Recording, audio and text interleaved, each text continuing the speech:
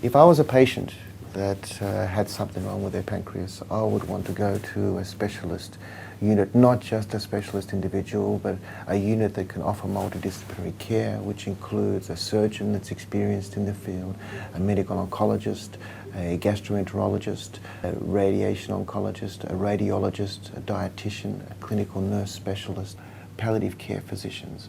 Because pancreatic cancer is not as common as some other cancers, specialist centres are not as frequent as for some others, and it may require some research either on your part or on the part of your treating doctor to identify a specialist unit that deals with your particular problem.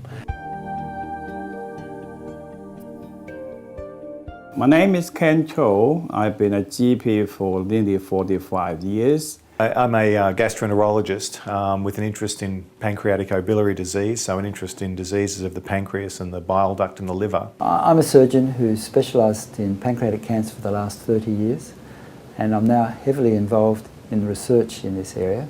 I'm a radiation oncologist, and basically that is just a fancy word for a cancer specialist that uses radiation beams to treat cancer. I'm a medical oncologist and I make decisions about treatment for patients with pancreas cancer. As the Director of the Palliative Care Service, I oversee a team of nurses and doctors who are involved in the day-to-day care of patients with advanced illness. So I'm a nurse coordinator for gastrointestinal cancers.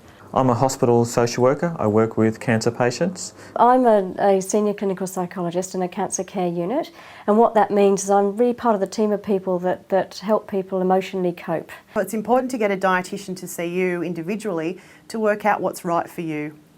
So what I mean by that multidisciplinary team is that they meet regularly once a week. They discuss individual patients that they see in their own practice, and they're able to get an opinion from all the people in the room at that one time. And that's really the ideal way of having any cancer treated in this day. I think it's really important when you're trying to weigh up treatment options to think about how the side effects will affect you and your family and those around you, and that's really the most important thing, and ask questions if you need to clarify any of that. If you want more treatment options, it's worthwhile asking again, is there anything else that can be offered? And if you still don't feel comfortable, a second opinion's always an option.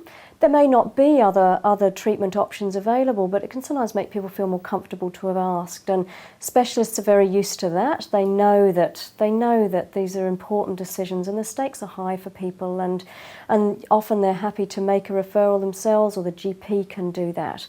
But it's certainly another option for people when you're in that tumultuous point of trying to decide.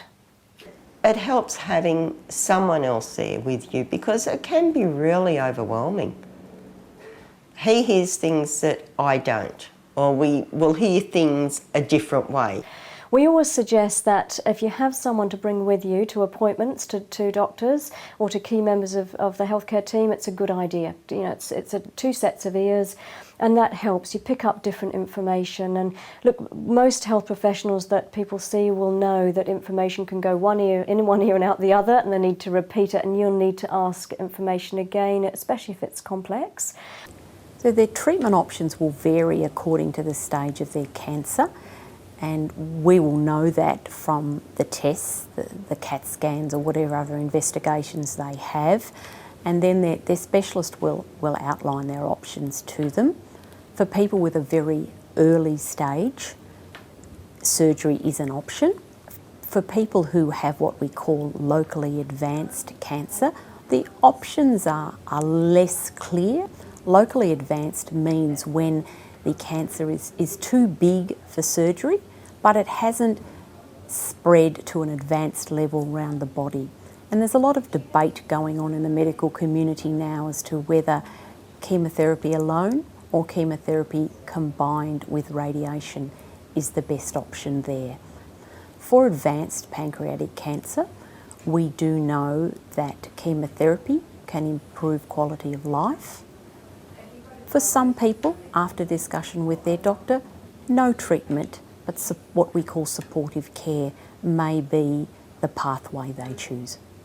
Often a tumour in the pancreas will block drainage from the liver because the bile duct which drains the liver comes down through the pancreas, and the lump can push on that bile duct and block the drainage of bile, and if that occurs the patient becomes jaundiced and can become quite unwell with infections and so forth. By the time I was diagnosed, my eyeballs were even yellow. Everything was yellow. I was totally blocked. So one of the treatments we often use is to unblock that blockage through the pancreas, and that's done with a test called an ERCP, which is done down through the mouth with a general anaesthetic. And at that time we can place a plastic tube to drain temporarily the bile duct, or we can place a permanent metal tube which is larger and lasts much longer in patients that aren't going to have surgery. In those patients, the ERCP provides the access to put the stent in, which is sometimes the only treatment that that patient needs. And patients get a lot of relief from their jaundice and their itch. Treating pancreatic cancer is trying to do the right thing for the right patient. Certainly we don't want to operate on everybody because we're not going to do all of them good. We want to balance up the detriment of surgery versus the potential benefits. Discuss that with the patient and come up with a personalised treatment plan for that patient, not only just as an individual surgeon but also as part of a multidisciplinary team.